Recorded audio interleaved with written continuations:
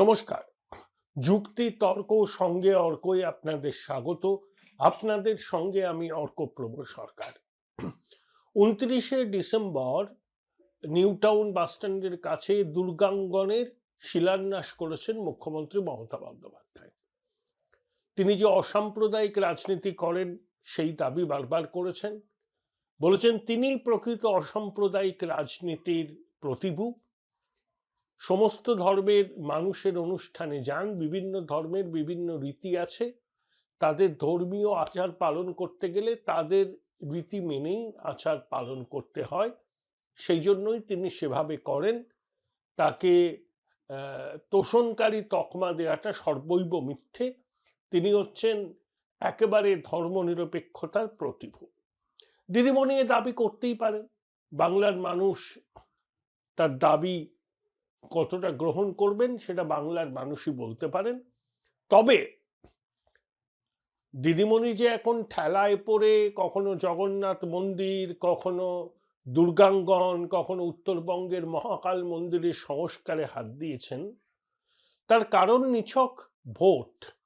দিদিমণি বুঝতে পেরেছেন যে হিন্দু ভোট একটা হচ্ছে, তাতে তার বিপদ বাড়বে। সেটা যদি কিছুটা হলেও রোখা যায়, সেই জন্য তিনি সনাতনী আবেগকে একটু জাগাতে চেয়েছেন, দেখাতে চাইছেন যে না না না, তিনি হিন্দু বিরোধী নন, তিনি প্রকৃত ধর্মনিরপেক্ষ। এই দিদিমণি আবার মহাকুম্ভকে মৃত্যুকুম্ভ বলেছিলেন, কথা প্রসঙ্গে হিন্দু ধর্মকে গন্ধা ধর্ম বলেছিলেন বলে শুভেন্দু অধিকারী অভিযোগ করেন। আসলে আমার মনে হয় কথা বলতে গিয়ে খেই হারিয়ে ফেলে মুখ্যমন্ত্রী এই ফাউলগুলো করেছেন। কিন্তু শব্দ তো ব্রহ্ম, শব্দ একবার মুখ থেকে বেরিয়ে গেলে সেটাকে কিন্তু আর সহজে ফিরিয়ে আনা যায় না, এবং মুখ্যমন্ত্রীকে তার এইসব কথা বলার জন্য খেসারত দিতে হচ্ছে। আর একটা কথা দিদি বলেছেন, আমার সহ্যেরও একটা সীমা আছে। দিদি আমি বলি আপনাকে, বঙ্গবাসীরও সহ্যের একটা সীমা আছে। যেভাবে আপনার ১৫ বছরের রাজত্বে তোষণ পৌঁছেছে শিল্পের পর্যায়ে, দুর্নীতি যেভাবে প্রাতিষ্ঠানিকতার রূপ নিয়েছে, একই সঙ্গে বাংলার বিভিন্ন জায়গায় জনবিন্যাসের পরিবর্তন হয়েছে, তার থেকে আমাদের মনে হয় যে আমাদেরও একটা সহ্যের সীমা আছে। সহ্যের সীমা বোধহয় এবার পেরিয়ে যাচ্ছে। যেখানেই আপনি তাকাবেন সেখানেই শাসক দলের দুর্নীতি। এরা কোনো কাজ দুর্নীতি ছাড়া করতে পারে না। সর্বভুক, কয়লা, গরু, বালি, পাথর, চাকরি, রেশন সব খায়। অলিক্ষুতায় এবার এরা নিজেকেই খাবে। তাই দিদিমণি বলছেন আমার সহ্যের একটা সীমা আছে। বাংলাকে অপমান করা হচ্ছে, বাংলার বিরুদ্ধে চক্রান্ত হচ্ছে। আমরাও বলি বঙ্গবাসীরও সহ্যের সীমা কিন্তু এবার পেরিয়ে যাওয়ার মুখে। কারণ যে দুর্নীতির প্রাতিষ্ঠানিকীকরণ এই বিগত ১৫ বছরে হয়েছে, অতীতে কোনো কালে পশ্চিমবঙ্গে এটা হয়নি। যেভাবে শিক্ষকদের চাকরি বিক্রি হয়েছে স্বাধীনতা উত্তর পশ্চিমবঙ্গে, তার নজির কিন্তু নেই। ব্যতিক্রম শুধু এই জমানায় ঘটেছে। দিদিমণি যখন দুর্গাঙ্গন শিলান্যাস করছেন, সেই ২৯ তারিখ রাত্রেই কেন্দ্রের স্বরাষ্ট্রমন্ত্রী প্রায় ৩ দিনের সফরে কলকাতা এসছে। ২৯ তারিখ প্রায় ২ ঘন্টা বিধাননগরে দলীয় দপ্তরে বৈঠক করেছেন। ৩০শে ডিসেম্বর দুপুর ১২টায় নিউ টাউনের একটি অভিজাত হোটেলে তার সাংবাদিক বৈঠক, তারপরে আরো কতগুলো বৈঠক। এবার অমিতজির সফরসূচিতে কোনো জনসভা নেই। সাংবাদিক বৈঠকে আমিও ছিলাম। অমিতজির বক্তব্য মন দিয়ে শুনেছি। তিনি কিন্তু অত্যন্ত প্রত্যয়ী যে ২/৩ সংখ্যাগরিষ্ঠতা নিয়ে বিজেপি আসবে, এবং একই সঙ্গে অনুপ্রবেশকারীদের চিহ্নিত করে তাদের কিন্তু ডিপোর্ট করা হবে, এবং অনুপ্রবেশকারীদের যে সমস্যা, হ্যাঁ, বিএসএফ তো সীমানা পাহারা দেয়। অমিতজি আগেও বলেছিলেন, ঠিক আছে, তিনি দায় এড়াচ্ছেন না।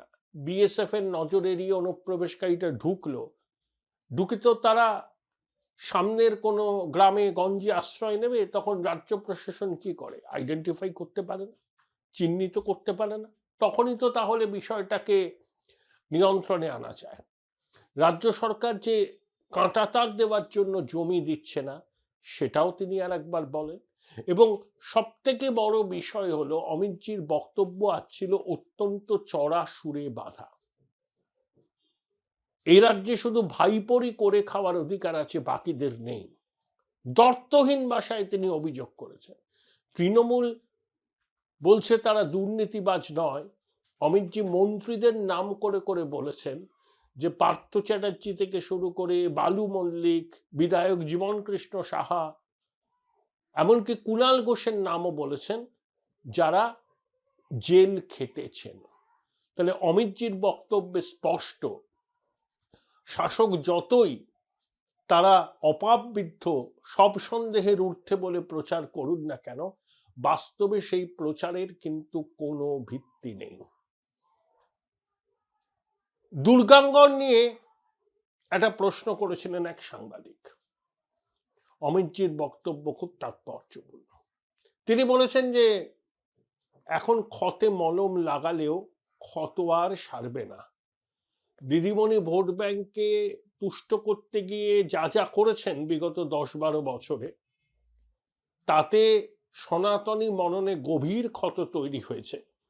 তাই দীঘায় জগন্নাথ মন্দির, নিউ টাউনের দুর্গাঙ্গন, শিলিগুড়ির মহাকাল মন্দির, তার সংস্কারের কাজ, নতুন করে গড়ার কাজ করলেও সনাতনী মনন যে গভীর ক্ষত হয়েছে, সেই ক্ষতই কিন্তু প্রলেপ পড়বে না। অর্থাৎ বিজেপি যে 2026-এ হিন্দু ভোটের মেরুকরণকেই ভরসা রাখছে, অমিত শাহের বক্তব্যে সেটা 16 আনার উপর 18 আনা নিশ্চিত। 2014 থেকে 2024-এর লোকসভা নির্বাচন পর্যন্ত বিভিন্ন নির্বাচনে বিজেপি যা ভোট পেয়েছে শতাংশের হিসাবে, সেটা অমিত শাহ ব্যাখ্যা করেছেন এবং একই সঙ্গে বলেছেন যে ক্ষমতায় আসার সময়ের অপেক্ষা মাত্র, 2/3 সংখ্যাগরিষ্ঠতা নিয়ে বিজেপি আসবে এবং হিন্দু ভোট তাদের মেরুকরণ, যে বিজেপির নির্বাচনী লড়াই জেতার তুরুপের তাস, সেটাও কিন্তু অমিত শাহ স্পষ্ট করে দিয়েছেন। তাই বলছেন দিদিমণি যতই চেষ্টা করুন না কেন, বিজেপির পক্ষে হিন্দুরা জোট বেঁধেছে, তাই দুর্গাঙ্গন, জগন্নাথ মন্দির বা মহাকাল মন্দিরের সংস্কারের উদ্যোগ নিলেও হিন্দু ঐক্যকে ভাঙা যাবে না। দেখুন, আজকের সাংবাদিক বৈঠক আমি বলবো আরো সুন্দরভাবে সম্পন্ন হতো। অমিত শাহ প্রথমেই বলেছিলেন আমি অনেক সময় নিয়ে এসেছি, উত্তর দেব। কিন্তু প্রথমেই যে সাংবাদিক প্রশ্ন করলেন একেবারে কনটেক্সটের বাইরে গিয়ে, মার্গদর্শক মণ্ডলী বিজেপির 75 বছর, অমিতজি এসছেন তার মিশন বেঙ্গলকে কিভাবে বাস্তবায়িত করা যায় সেটা নিশ্চিত করার জন্য, রণকৌশল তৈরি করার জন্য। এবং তিনি সাংবাদিক বৈঠকের সূচনাটা করলেন পশ্চিমবঙ্গ নিয়ে বিজেপির বক্তব্য পরিষ্কার করে বলে, তারা ভবিষ্যতে কি করতে চান সেই রোডম্যাপের একটা আভাস পর্যন্ত দিয়েছেন। তিনি একবারও আসেননি সর্বভারতীয় রাজনীতি, বিজেপির অভ্যন্তরীণ রাজনীতি 75 বছর হয়ে গেলে মার্গদর্শক মণ্ডলীতে পাঠিয়ে দেওয়া হবে কিনা এইসব বিষয় নিয়ে আলোচনা করতে আসেন উনি। তার বক্তব্য ছিল একদম বাংলা স্পেসিফিক। সেখানে এক জনৈক সাংবাদিক প্রথম প্রশ্নটাই করলেন, মার্গদর্শক মণ্ডলীতে 75 বছর হলে পাঠিয়ে দেওয়া হবে কিনা। আশ্চর্য! এরা কি সাংবাদিক বৈঠকটা ভেস্তে দেওয়ার জন্য গিয়েছিলেন? তারপরেও বেশ কয়েকটা প্রশ্ন এমন হয়েছে যে প্রশ্নগুলোর উত্তর অমিত শাহের প্রারম্ভিক ভাষণের মধ্যেই ছিল। Join Indian Institute of Hotel Management now. Right choice, right decision. দু একটি প্রশ্ন খুব প্রণিধানযোগ্য ছিল। একটা হচ্ছে যে সেটিং এর ব্যাপার, যে বাম কংগ্রেস বলে যে তৃণমূল বিজেপির সেটিং আছে উপরতলায় মোদিজি মমতাদির মধ্যে। অমিত শাহ বললেন বলতে দিন ওদের, অপ্রাসঙ্গিক শক্তি বললে কিচ্ছু এসে যায় না, আর ওদের কথার খুব একটা গুরুত্ব নেই। অভিষেক বন্দ্যোপাধ্যায়কে কেন এখনো তার বিরুদ্ধে কঠোর ব্যবস্থা নেওয়া হচ্ছে না, এই প্রশ্নটা করেছিলেন একজন। অমিত শাহ এই প্রশ্নের উত্তর সরাসরি দেননি, কিন্তু একটা কথা বলেছেন যে এজেন্সির কাজে তিনি কখনো হস্তক্ষেপ করেন না। সভাপতি অমিত শাহের পক্ষে বলা তো সম্ভব নয়, বলবেনও বা কেন? ইডি সিবিআই তাদের মতো করে কাজ করে। একটা প্রকাশ্য সাংবাদিক বৈঠকে অমিত শাহ কেন বলবেন ভিতরের খবর, বা কেন বলবেন? কেন্দ্রীয় সরকার সবুজ সংকেত দিয়েছে, এই খবরটা বাজারে আছে, পদক্ষেপ নেবার, কিন্তু অমিত শাহ কেন সেগুলো খোলসা করে বলবেন? তারপর কিছুটা বিরক্ত হয়েই বললেন ফ্যাব্রিকেটেড প্রশ্ন। প্রথমে বলেছিলেন অনেকক্ষণ ধরে সব প্রশ্নের সবার উত্তর দেবেন, কিন্তু 12টায় শুরু করে 1টা বাজতে 5টাতেই তিনি কিন্তু সাংবাদিক বৈঠকটা শেষ করলেন। আমাদেরও প্রশ্ন ছিল, আমারও প্রশ্ন ছিল, তা যখন অমিতজি মঞ্চ থেকে নেমে আমাদের সঙ্গে কুশল বিনিময় করতে আসছেন, তখন সামনাসামনি পড়ে গেলাম আমি। নমস্কার করে উনিও প্রতি নমস্কার করলেন। আমি একটাই জিনিস জিজ্ঞাসা করলাম, ওয়ান লাইনার, যে এবারের নির্বাচনে আপনারা কি কাউকে মুখ হিসাবে তুলে ধরবেন? অমিতজির সংক্ষিপ্ত জবাব, আভি নেই, বাদ মে দিখা যায়গা। এই উত্তরটার মধ্যেই বোধহয় অনেক সম্ভাবনা, অনেক জল্পনার রসদ রইল। তিনি বললেন না যে না, কাউকে মুখ্যমন্ত্রী পদপ্রার্থী করে আমরা নির্বাচনে যাব না। তিনি বললেন এখন নয়, বাদ মে দিখা যায়গা। অর্থাৎ এই মুহূর্তে না হলেও নির্বাচনের প্রাককালে কারোর নামে সিলমোহর দিতেই পারে বিজেপি মুখ্যমন্ত্রী পদপ্রার্থী হিসাবে, বা আনুষ্ঠানিকভাবে কোনো ঘোষণা না হলেও বিজেপি ক্ষমতায় আসলে মুখ্যমন্ত্রী কে হবেন সে বিষয়ে সিদ্ধান্ত বিজেপি নেতৃত্ব নিয়েই ফেলেছেন। প্রথম কথা, কোনো রাজ্যের নির্বাচনে বিজেপি কোনো মুখকে সামনে তুলে ধরে প্রচারে যায় না।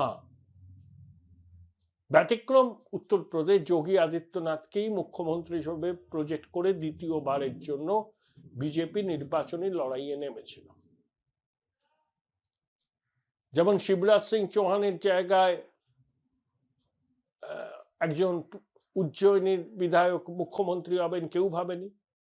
ভজনলাল শর্মা রাজস্থানের মুখ্যমন্ত্রী হবেন কেউ জানতো না। ভজনলাল শর্মা যখন পরিষদীয় দলের বৈঠক হচ্ছে ফলাফল বেরোনোর পর, তখন তিনি বিধায়কদের অভ্যর্থনা জানাবার দায়িত্বে ছিলেন, রাজনাথ সিং ছিলেন। তখন রাজনাথ সিং এর হাতে কেউ একটা চিরকুট দেয় এবং ভজনলাল শর্মা স্বপ্নেও ভাবেনি তার নামটা ঘোষণা করা হয় মুখ্যমন্ত্রী হিসাবে। এটা বিজেপির এখন নীতি।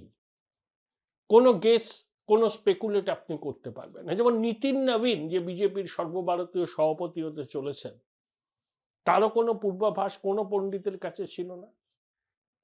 মাত্র 45 বছর বয়স, সময় পড়ে আছে।